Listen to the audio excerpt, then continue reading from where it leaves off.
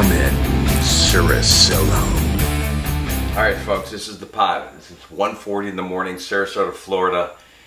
We're in a condominium complex, and I got my garage door open.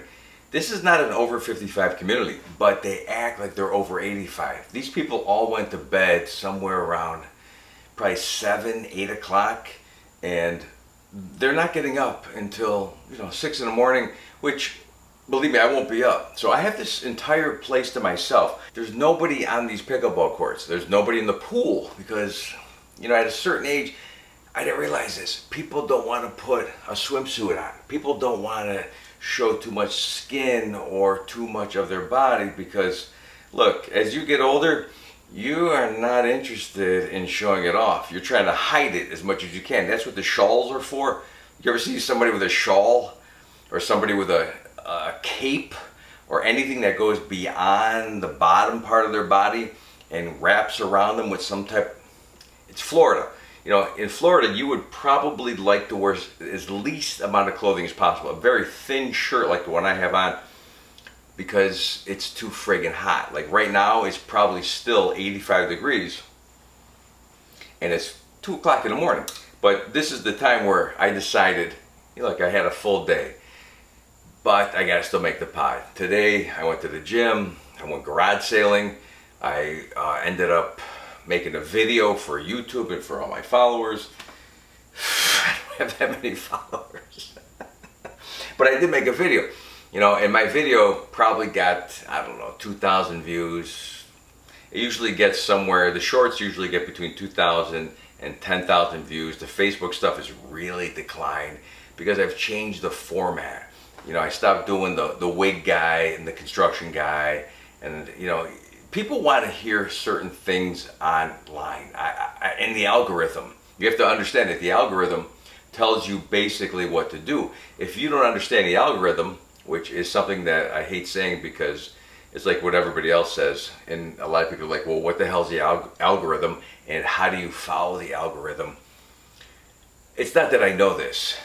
What I do know is that if I make a political joke, if I talk about Trump, if I talk about Biden, if I talk about trans, if I talk about gay or blacks or racism or white people, any of that stuff will trigger a certain audience and your views will shoot up. If I'm doing a bit about Ozempic, which I did the other night, I had a whole show about Ozempic. Not a whole show, I made a video from a whole show. A portion of it was about the Ozempic drug, which I talk about how big pharma is controlling everybody's life. They're sucking you in with these songs. Ozempic is really a song back in the day called It's Magic. It's Magic. And that song kind of triggers people to cue them into, I remember this. And then they want to listen to the little lyric and they remember the jingle. So that's not a big seller, but it's kind of a seller, so I get some hits on that. If I make a benign video about something like, let's talk about how men are not men anymore, which is still kind of a cultural current thing that we talk about, that gets some hits. It doesn't get the amount of hits you would think it would get compared to if you rip on Biden and the debate, or if you rip on Trump and his orange hair, or if you just go with the standard fare. I don't really like going with the standard fare because every comic's doing that, right? Every show is doing that. Gutfeld is like the #1 show on Fox, or I guess in the country, he's the #1 show. But I watch it and I'm thinking a lot of it is fart jokes, hair jokes, fat jokes, ugly jokes.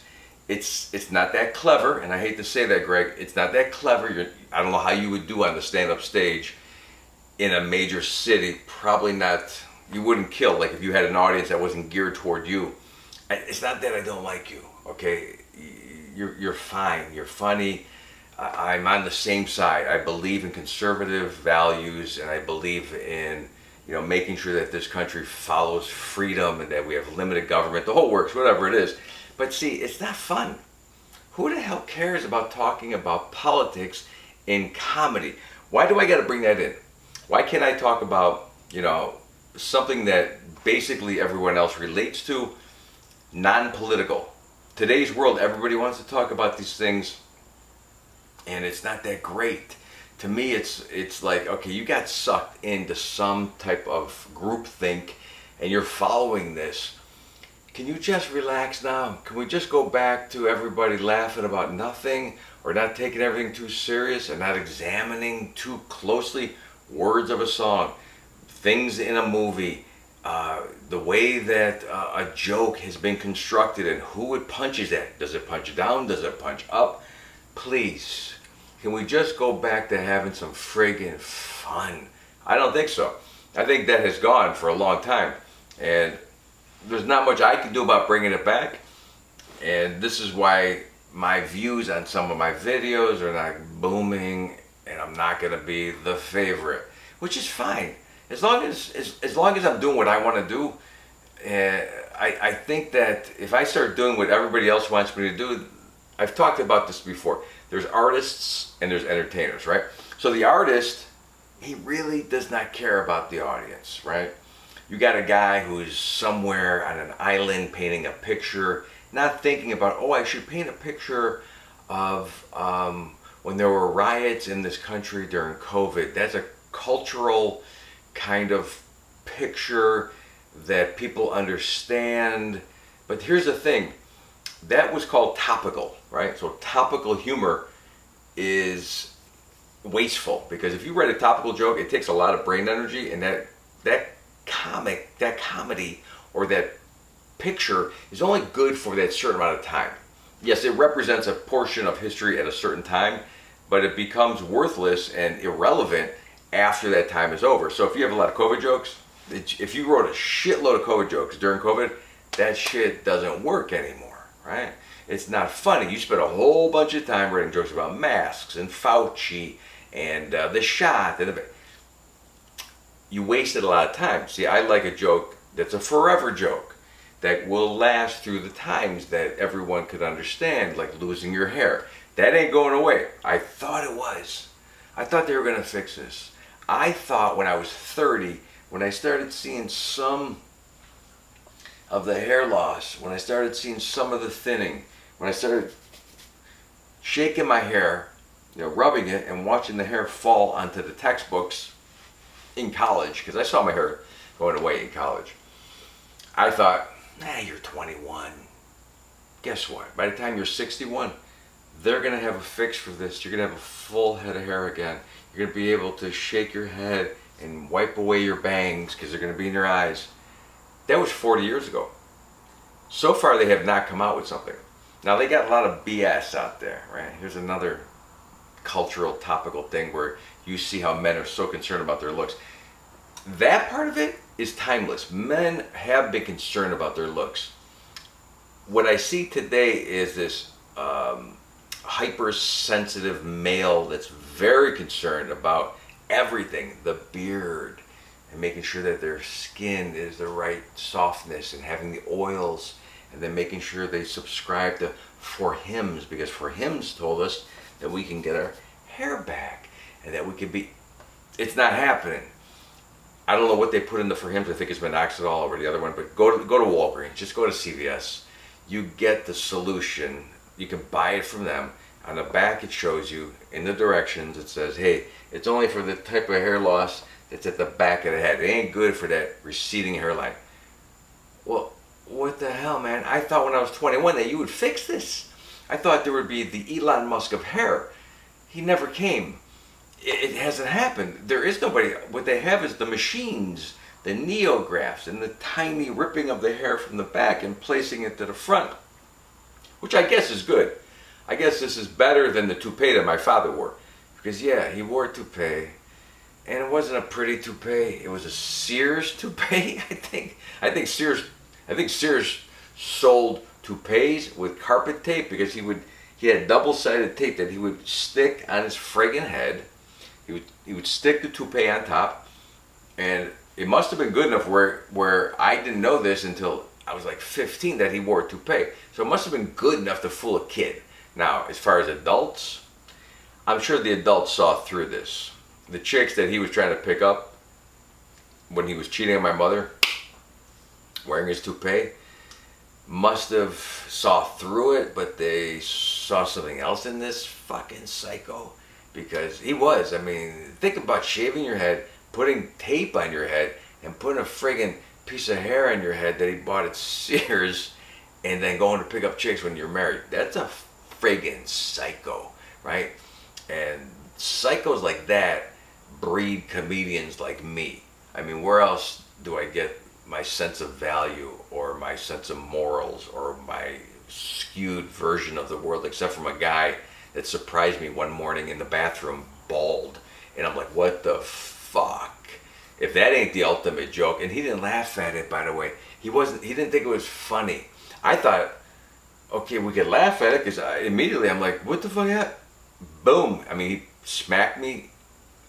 I'm sure he spanked me. Some type of punishment for mentioning or pointing out, you're a bald fuck, Dad. Because he was bald. You know, if I had another comedian, we could bust balls about it. But it's just me. It's just me reminiscing about what the hell I went through. And thinking about, you know, that period of the 70s and then that period of the 80s. My father was going bald in the 70s, 60s, 70s. I'm going bald in the 80s, 90s. When are we going to figure this out? This is a crisis. We have got to get hair back on the heads of men. Don't you know what it's doing to everybody? It's making people nuts.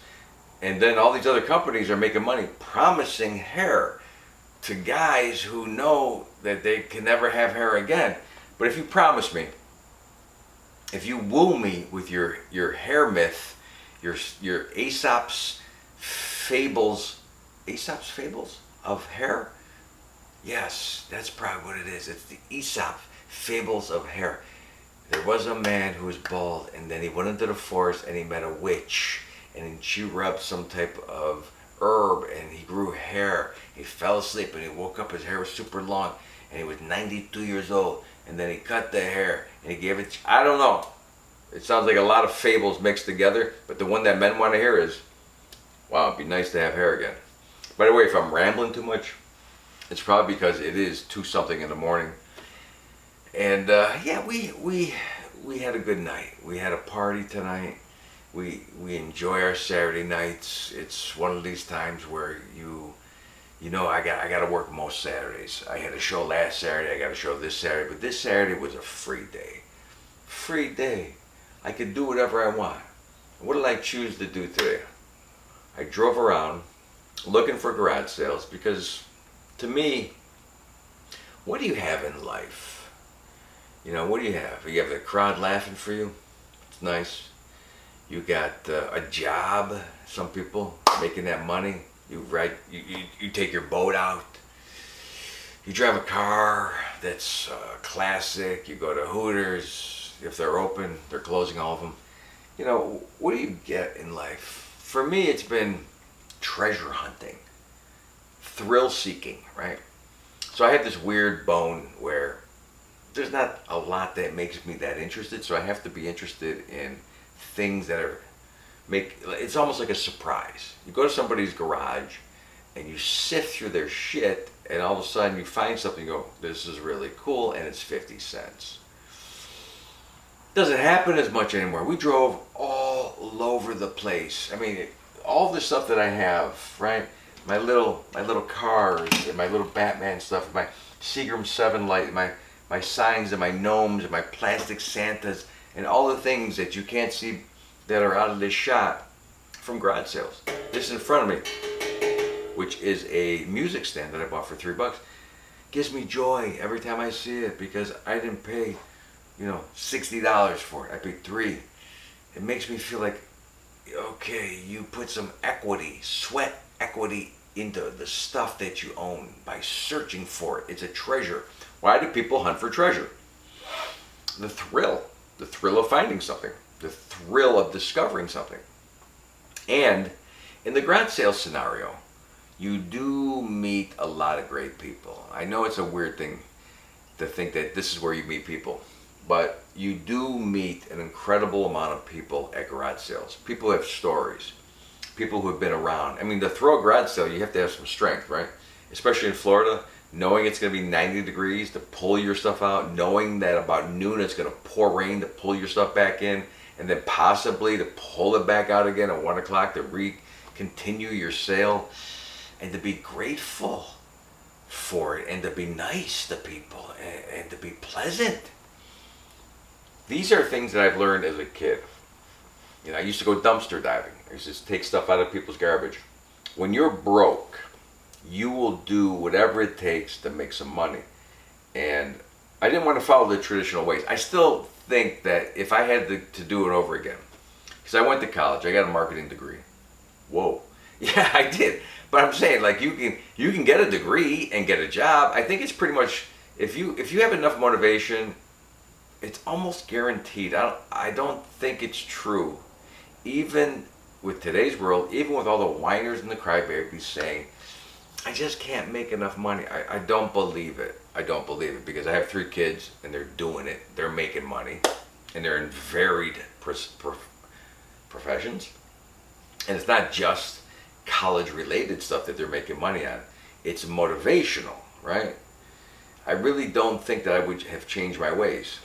I don't think I would have went with the corporation and got the salary and the health care and the 401k. I don't think I would have went that route. I like the freedom that I have doing whatever the hell I want. Making a podcast at 2 in the morning, and if I don't get up tomorrow until 8 or 9, because I'll still get up early, but I'm not getting up for a job. One of the things that I think is valuable in this country, that is the number one currency, is freedom. The idea that you would take away somebody's freedom, right? I read a story today about a woman in Costa Rica, or an American in Costa Rica, who got arrested right before she got on the plane because she had a piece of pottery that they deemed as some type of ancient artifact. Well, she said she bought it at a store for $40, like a Bed Bath & Beyond, and this is an ancient artifact. Well, they held her back. Her family went to the U.S. She had to stay in Costa Rica. And then they put her in handcuffs. And then they throw her in jail. And 6 hours later, she doesn't know what the frig is going on. She thought she bought something from fucking Kmart of Costa Rica and was going home. And it didn't happen. That's because that country doesn't have the freedoms of this country. It's a different government. I don't know what their government is. But be careful. You want to go to Mexico? You want to go to Costa Rica? You want to go to France? You want to go to Italy? Be careful, right? Don't fuck around. Don't buy shit. Just go there, enjoy it. Don't say much, and get your ass home, because it's not as free as this country. Canada is not as free as this country. This country is amazing. And on top of all of the freedoms we have the freedom to basically make money in a great way. Self-employment in this country is super possible in almost any industry. So you can hang on one second, let me just see the time here on my phone, because we got to make sure we're at 18 minutes, right? 18 straight minutes of me talking. I can do 2 hours, but I'm worried about the camera for you people who are listening, and for you people who are watching. I got this friggin' camera that goes off at 30 minutes. And I probably shouldn't do more than 30 tonight since it's so late. But the freedom to do whatever the hell you want. As a kid, I did it. As an adult, I'm doing it. I think there's some type of lie right now that this country is not as great as it used to be. I don't know about that. I'm not affected by that. I see that the politics are bullshit, the media is bullshit, there's a lot of shit out there. But as far as my life, everything I've wanted to do, no one stopped me from doing anything. Even during COVID, if Ohio wasn't good to me, or Indiana, or Illinois, I wasn't in those states during COVID. I mean, I was, and I left.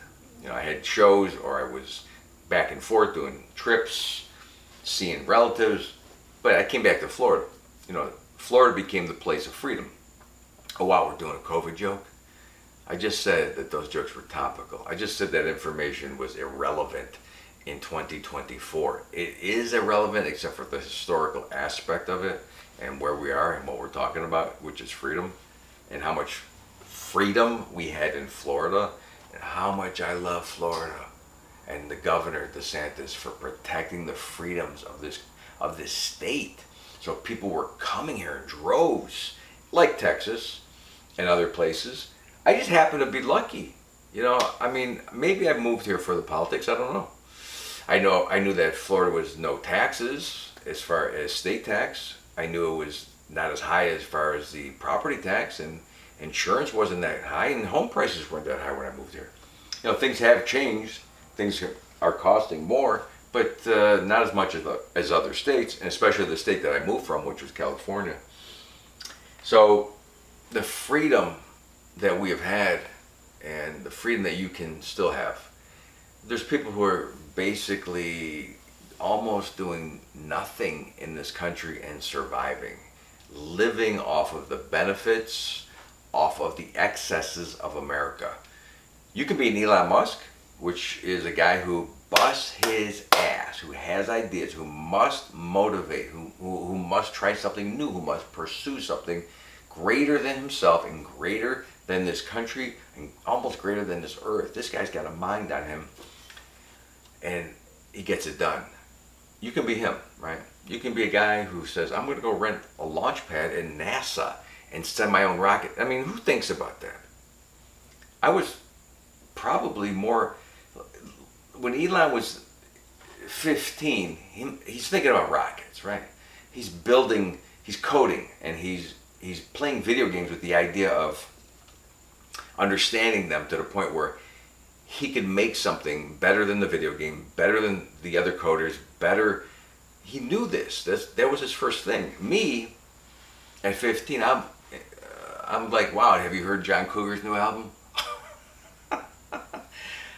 I was just entertained, you know, and I don't know what the difference is because he came from an abusive father, just like I did. But he had a whole different game. His mind was bringing him somewhere else, and my mind was going toward comfort, trying to get away from a lot of responsibility and not suffering too much, not suffering. I felt like, I don't know exactly my mindset at the age of 14 when my father eventually left my life by being shot and killed over some friggin' bimbo, that I felt some freedom to do whatever the hell I want. But I didn't have the idea that Musk had, which was to create. I didn't start creating until I was at least 24. You know, I had always written some comedy or poems or songs, but not seriously. I really thought everybody else was much, much, much more mature or much more of an adult than I was at an age where I could have been an adult, where I could have been much more mature. 24-year-old kid can accomplish a lot. I just felt like I wasn't there. It took me until at least about 30 before I started really feeling like, you know, I'm getting mature. I should crack down. I should work a little harder. I should have better goals. So I'm a little behind, and I don't know. I can't change that.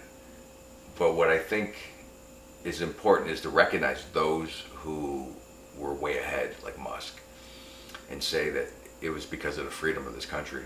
You know, that he was able to rent a launch pad, buy rockets from Russia, create some of the most amazing technology in this country, and still, right now, at a young age, he's younger than me, still pursuing and still going after things that a lot of us. I'm at a garage sale today. I don't think Elon was at a garage sale today. I think he was probably working on this idea of robo-taxis, or, you know, whatever he does. I said this in my last podcast, I'm kind of jealous. I'm kind of envious of this. But you can only do what you can do. And what I'm doing right now is, this podcast at 2 in the morning this seems like an accomplishment for me. I was in bed. I was about to go to bed. I was laying down. I'm like, let's go make the podcast. Let's go out in the garage because there's nobody out, right? Because tomorrow, to make this podcast tomorrow, which I was going to do, the heat, which it is fucking hot in here, but the heat tomorrow is going to be 90. It's going to be stifling. There's going to be that woman who walks her dog back and forth listening to me talking. So I can't keep the garage door open. She was out there today when I was making a video. It's her right. I mean, she She's part of this community. And, I chose to move into this type of living situation where I didn't have 100% privacy. So I can't fault her, but I can make the video now at 2 to 3 in the morning, when there's nobody out. I don't think there's anybody out. There could be. And maybe that's another thing I have to get over. So make it, who cares if someone's in the street listening to you?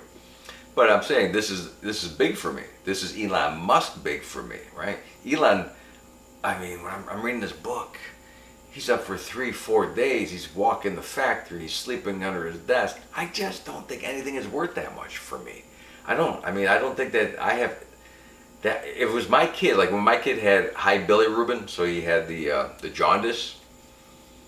We were up for 2 days. We put him in the little. There was like a little box that you put him in. You put the baby in a box and you put lights on him for 3 days until the bilirubin, the excess, drains from his body. He gets rid of the jaundice. He doesn't look as yellow anymore, and it goes away naturally through the urine. And as a parent, of course, that was very concerning for me. And I was up. I stared at him for 2 days. I barely fell asleep. My wife was right next to me because we were very concerned. That kind of devotion toward Tesla, electric vehicles, the Falcon rockets, the super heavy stuff, the Neuralink. These are products, but he believes in it, right? So, yeah, it's an amazing thing. I just don't have that. I don't have that intensity for that one thing. I can drum it up, like I said, for children, my children, and maybe yours if you needed me to. I think that's an important thing. If there's something, a human thing, this guy is doing it for a product. He's doing it because I don't think he views it as a product. I think he views this as the future of mankind.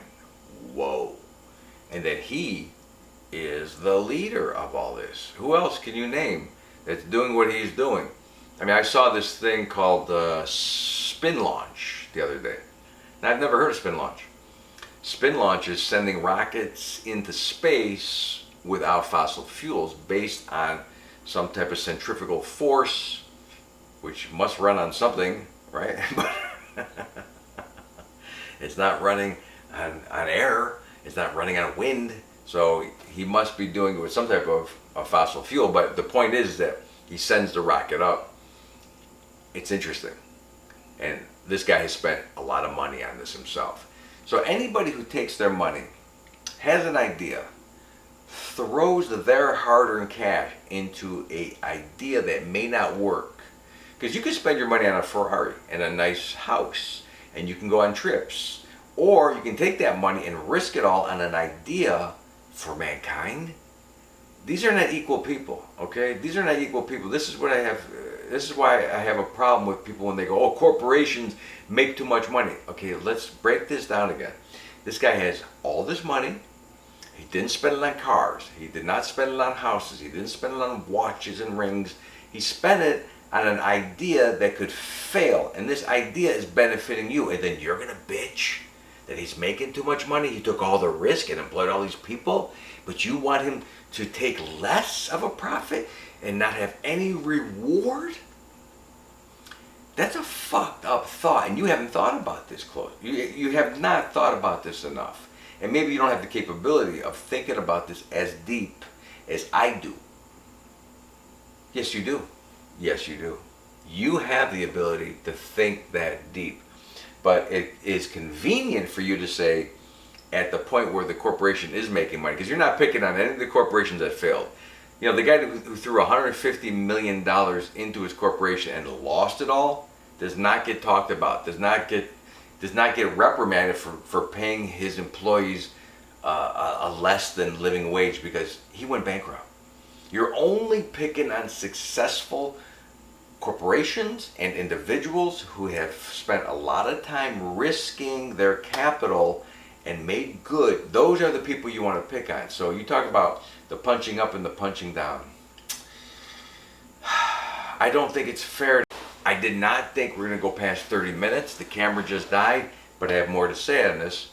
This idea that you're punching corporations who were down and now up. So this whole idea of making fun of people who are down, right? So you can't punch down in comedy. So that means groups that are marginalized. So you have women and certain races, and I don't know what else, religions. Don't punch down. But what if these groups become dominant? Now they're in a position of power. Aren't they the ones who are not down anymore? They're the ones that are up. Can we now punch up? Can we now make fun of the groups that were successful, just like you're beating on corporations that were down, that didn't make any money, that had to borrow a lot, that risked everything for an idea or a product and then became successful? And now you want to rip on Amazon? Now you want to rip on Apple? Now you want to rip on Tesla? Now you want to rip on Nvidia? What about the people who never made it? See, those people have no more employees. Those people lost all the money. Those people, and they're not down groups because they had the opportunity.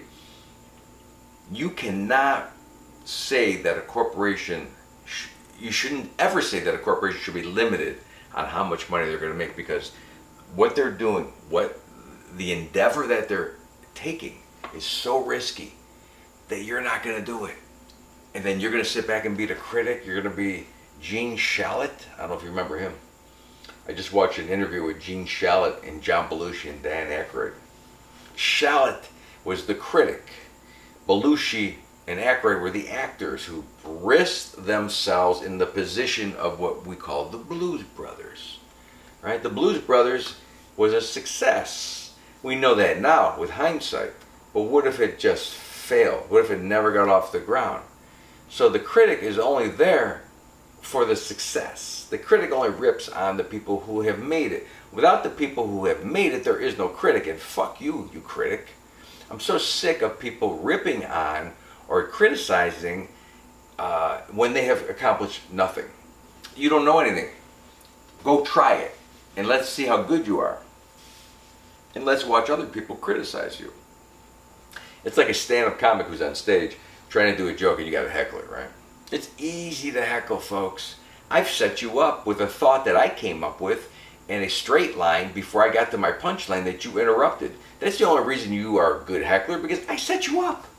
If you would have just listened to the entire joke, it might have been funny, but you decided to interrupt my material at the point where I created a punchline, or in the middle of my set of my ideas that I worked on prior to coming to the show. You're just some drunk friggin' idiot who decided to spew some shit, or maybe you're not drunk. Maybe you're just an idiot who decided to interrupt an artist's performance. That's easy. Be the artists. Put yourself in the vulnerable situation of the possibility of you getting interrupted. Live, on stage, and must react in front of an audience who's looking at you and now saying, now what, bud? What are you going to do, Mr. Comedian? What are you going to say? They're on your side, really. The crowd's on your side if you handle the heckler. But if you don't handle the heckler, say you say something that is a little on the side of mean, the crowd will turn against you. Say you say something to the heckler that's not that funny, the crowd's going to go, oh, he can't handle hecklers. He can only do prepared material. Well, that's a lot of pressure. That's a lot to put on a guy who worked for a long time creating a set. And the only reason you were able to punch this guy is because he was in a position, the comedian put himself in the position of risk. It's easy to punch people when they have risked, whether it is a thought as a stand-up that they want to make funny, or whether it is a product as a corporation that they want to make work in today's world or society. It's not easy. It's easy to be the critic. Maybe you should regulate what you say, your comments. There's a lot of times where I read comments and I want to chime in, but not because I want to comment, because I want the algorithm again to recognize me and say, oh, okay, this guy participated in this conversation and now we're going to wrap back around to one of his videos. I don't know how it works. So it's not about, I'm not that interested in commenting, except for trying to get my stuff, my podcast, my videos, my stand-up, to the point where at least they get viewed with a large enough group to judge me correctly. And what I mean by that is, if you judge me correctly, whether you judge me as being not funny or funny, correctly is by the right quorum of people. At least I had enough people watch enough of my stand-up, and they have decided he's not that funny, or he is that funny. So to get to that point, I got to be on the side of the algorithm to get my stuff, to get a large enough audience to be judged correctly. And then I can decide whether I want to stay in this game or not. It's just like any comic back in the day who went to enough clubs.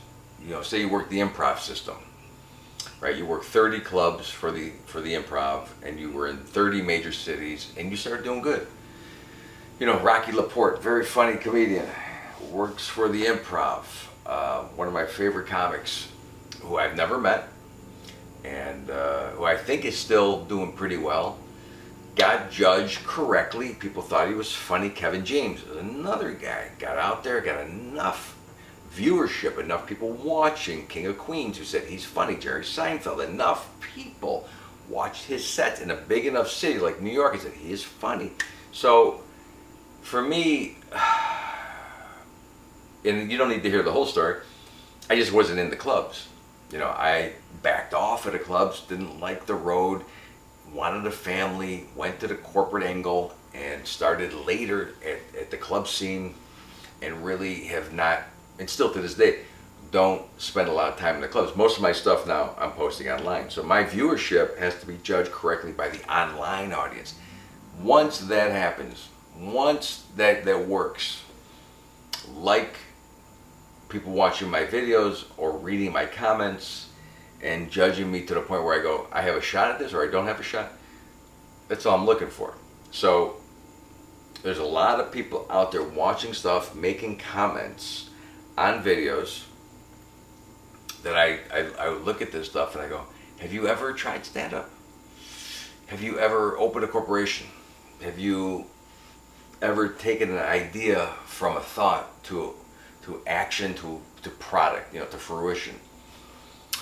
And you want to criticize everyone? You want to stop people from moving forward, and you've never moved forward? So that's one of the biggest problems that I see, is that people have to start thinking more in terms of, they preach being humble, they preach empathy. Start looking at the corporation a little different. When the corporation does get big enough and successful enough, yes, we want to see them treat people correctly. We want to see them pay the wages. But if you don't like their wage and they're not treating you correctly, you can always leave. Goodbye. Don't participate.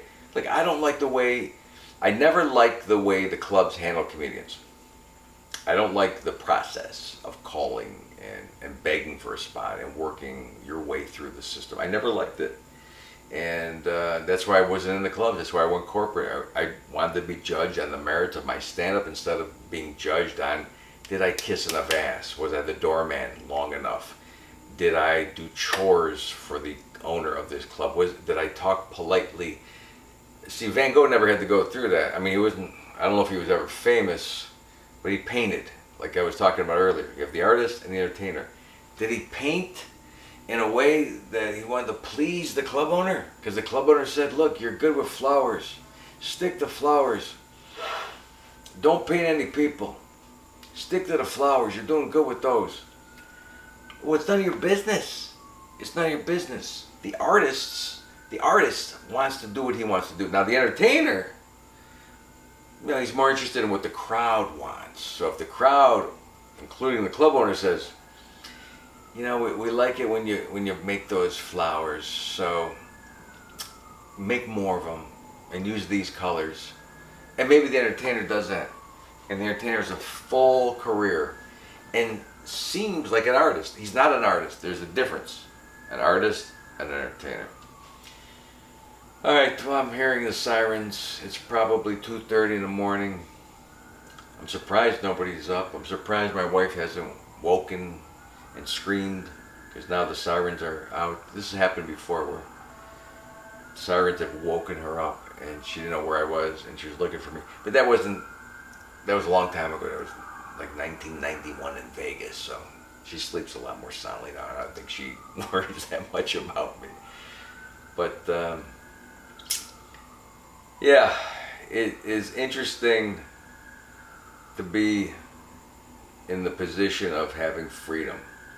And I think still in this country, like, you can make this podcast, you can make a video, and you can live in America with very little resources, very little work, very little effort. You could still live a really good life. I'm not suggesting that. I'm saying it's possible. And those freedoms were created by a giant revolution. A revolution that, was hard. It was hard to create and then instigate and then to pursue. It's an Elon Musk type of revolution. We have these people still to this day. They still exist. You should be very happy about living in this country, about living in America, and be very careful about going to Costa Rica, watching yourself when you leave the country. You have a lot of freedom here, a lot of benefits here. So enjoy your life, and we'll see you at the next podcast.